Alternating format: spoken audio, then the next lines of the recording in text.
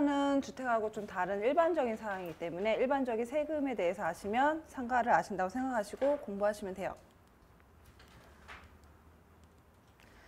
상가 취득은 틀린 건 다 알고 계실 거고요. 기본적으로 4.6%, 또 원시 취득일 때 3.1%고요. 이제 취득가액은 저희가 신고한 가액을 기준으로 신고를 합니다. 기본적으로. 대부분 매매로 인해서 유상 취득을 하면 매매 계약을 할 거고요. 매매 계약하면 2개월 내 신고를 다 하시죠. 실거래가 신고도 하셔야 되고 취득세 신고도 하시고 등기하면서 등기 이전을 하시는데 일단 신고한 가액을 기준으로 취득 가액을 보는데 여기 규정에 보면 시가 표준액 미달이면 시가 표준액으로 한다는 말 표현이 있어요. 근데 이거는 저희가 일반적으로 이루어진 유상 거래로 인해서 발생되는 게 아니라 근데 증여하거나 순수 증여도 있고요. 부담부 증여도 있거든요. 이럴 때는 좀 다르게 취급이 되기 때문에 시가 표준액보다 낮게 신고하면 인정하지 않겠다. 왜냐하면 특수관계인들끼리는 낮은 가액으로 거래할 수도 있기 때문에 그 거래한 가액을 인정할까 말까 이런 제도를 이런 제도를 죄송합니다. 이런 제도를 법에다가 규정을 했어요. 일단은 기본적으로 신고한 가액이지만 최소한 시가 표준액. 시가 표준액은 개별 공시지가, 공동주택 가격, 그다음 개별주택 가격. 저희가 일반적으로 알고 있는 가액이고요. 그 금액 이상으로 신고를 해야 된다라는 게 지방청 취지입니다. 그래서 저희가 증여를 이루어지면 원래 증여 같은 경우는요. 증여 계약을 하면 검인을 받죠.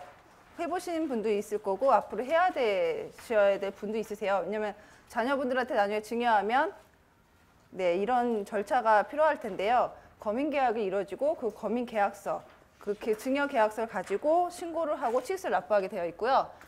일단 부담부 증여 같은 경우에는 섞여 있잖아요. 이제 부담부 증여에 대해서는 일부 부담부 증여는 지난번에 설명드렸지만 이게 10억짜리 집이고 나 7억 3억이 부채라고 할게요. 그러면 자녀분들한테 이 10억짜리 증여하면 자녀분들은 7억을 일단 받는 거고요.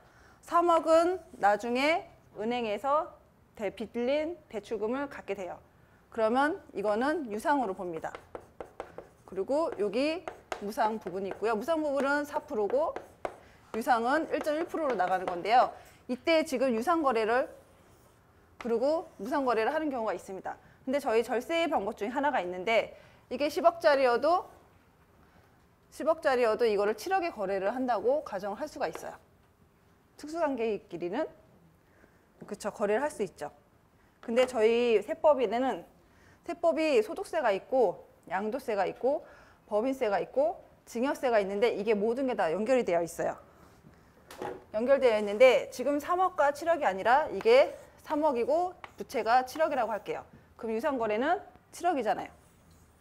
그리고 3억은 무상거래입니다. 그럼 3억은 증여세를 내시면 되는데 7억은 무슨 세금을 내죠?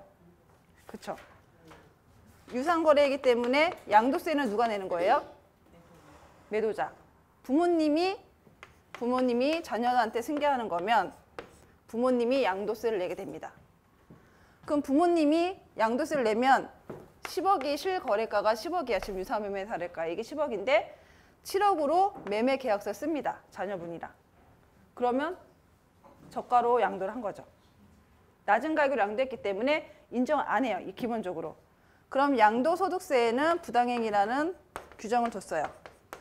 부당한 거래로 인해서 낮은 가액으로 인해서 손해를 본 사람, 이 사람한테 손해 본 이 사람을 인정 안 하겠다. 또 하나는 자녀분은 이득을 받죠. 10억짜리인데 7억에 거래를 했어요. 그러면 얼마를 이득 봤어요? 3억. 3억을 증여세를 내야 되는 부분입니다. 근데 이럴 때 저희가 절세 방법에 이 부담부 내셔야 되는 분들은 실거래가 실제 자녀분하고 7억에 사고 주고받았다고 해도 이 10억을 시가로 보기 때문에 이 10억을 기준으로 다시 과세를 합니다. 과세관청에서는. 근데 과세할 수 없는 때가 있어요. 과세를 하고 싶은데 못해요. 그게 언제일까요? 이 부모님. 맞습니다. 이 절세 방법은 부모님이 1세대 1주택이어서 세금을 안 내는 사람한테 유용한 거예요. 이쪽은 10억에 과세할 거고 이쪽은 3억을 증여세를 내라고 할 텐데 이게 과세를 안 당하려면 어머니가 비과세여야 되겠죠. 그래서 이럴 때 저가 양도라고 표현을 하는데요. 저가를 양도하고 그리고 증여가 이루어지면서 3억을 이쪽에 이전시키는 방법이 있습니다. 그 증여 부분에서도 증여를 실제 거래를 7억 했지만 낮은 가액에 받았기 때문에 이 자녀분은 증여세 문제가 있는데요. 시가의 30%하고 3억 차이. 대가, 아까 시가가 10억이면요. 10억이면 30%면 3억이잖아요. 3억과 실제 시가하고 대가의 차이가 3억이잖아요. 이 차이가 0이면 세금이 없거든요. 그래서 이거를 활용해서 일단 이전을 해주고 있습니다. 그래서 부모님은 양도세 안 나고 자녀도 증여세 안 나는 범위 내에서. 그래서 이런 절세 플랜이 아마 많이 돌아다니고 있을 텐데 중요한 건 어머니가 비과세여야 된다는 거죠. 그럼 어머니가 비과세일 때 넘겨주시면 되죠. 그리고 또 사시면 되니까 또 사시면 됩니다. 그럼 이럴 때 시가는 10억인데 유상은 매매사례 계획은 10억인데 7억에 거래했잖아요. 그럼 7억이 실질적으로 자녀하고 부모님에게 돈이 왔다 갔다 했다는 뜻이에요. 그러면 실제 거래예요. 유상 거래이기 때문에 유상 거래를 이 구청에서 시세 신고할 때 부인할 수가 없는 거예요. 실제 돈이 왔다 갔다 한 건 7억이기 때문에 그 부인할 수 없는 금액이 저희는 7억입니다 라고 실제 거래한 금액은 7억입니다 라고 신고를 해야 돼요. 물론 중개분은 안 껴있겠죠. 개인 간 거래했으니까 껴도 되고 안 껴도 됩니다. 하지만 저희가 실거래가가 신고한 금액, 실제 계약 금액이 이맥이고 실제 신고한 금액도 이목입니다. 이거를 저희가 시가 표준하고 안 맞고 시가하고 안 맞기 때문에 이게 신고하게끔 되어 있어요. 그 소명서라고 하는데요. 일단 낮은 가액으로 저가를 양도하면 이런 신고 절차가 있어요. 그래서 이런 신고를 해줘야 시가 표준액으로 다시 과세하는 일이 없고요. 실제 거래한 가액으로 인정을 해줍니다. 저게 10억짜리 집인데 1주택이라도 9억 초과해야 되는 그런 그건 내시는 거죠. 네. 네. 하지만 9억 초과분이니까 제가 말씀드린 건 양도세가 비과세라고 하는데 9억 초과는 내셔야 되는 거고요. 완전 비과세는 아니고요. 지금 예를 들기던 10억 기준이 계산이 편하기 때문에 10억으로 일단은 계산을 해서 설명드렸고요. 10억 넘으면 무조건 세금 내요. 근데 세금 중에 10분의 80%는 공제받고 그중에 10%만 내는 거기 때문에 세금이 얼마 안 됩니다. 세금이 지금 저희가 등기하면 인지세를 내더라고요. 지금 저희가 제가 양도세 신고하면서 취득할 때 비용을 모집해보면 이게 제일 많더라고요. 15만 원. 1억에서 10억 사이 15만 원 인지세를 내고 등기를 하면서 그 취득 양도하면 취득가에서 빼주거든요. 가산해줘서 나중에 필요기비를 인정해주는데 근데 지금은 이게 많아지겠죠. 10억 초과. 그래서 앞으로는 35만 원짜리 인지세를 많이 볼 것 같습니다. 과거에 산 거는 인지세를 만 원짜리 15개 붙인 이런 필요경비 인정이 영수증으로 갖고 오시면 많은데 지금은 전자신고도 많이 하시기 때문에 네, 그런 서류를 보기는 힘들 것 같은데 하여튼 15장 붙여서 오시는 분이 일반적이다. 그 중개수수료는 다 알고 계실 거예요. 오피스텔과 그다음에 주택 이외의 토지 상관은 좀 다르고요.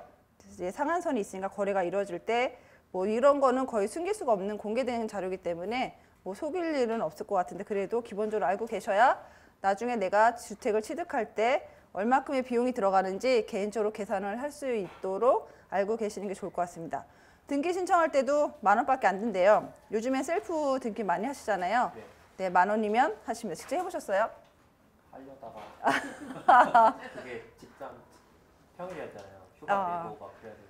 네, 그렇죠. 그래서 저희는 채권 매입하면서 할인해서 또 필요기비가 들어가지만 여기에 않는 법에 나와 있지 않은 또 중개수수료 아니 법무사 수수료가 들어갈 수밖에 없죠. 인지세 별로 생각보다 비싸지 않은데 이거 다 포함해서 어쨌든 100만 원 돈이 들어간다고 하면 네, 수수료는 30-40만 원 더 들어가는 것 같아요. 본인이 실제로 셀프 할 때보다. 그래서 지금 직장 생활을 하시는 분은 솔직히 어렵고요. 이 부동산 투자를 전업을 하시는 분들은 배워두시는 게 훨씬 더 좋을 것 같아요.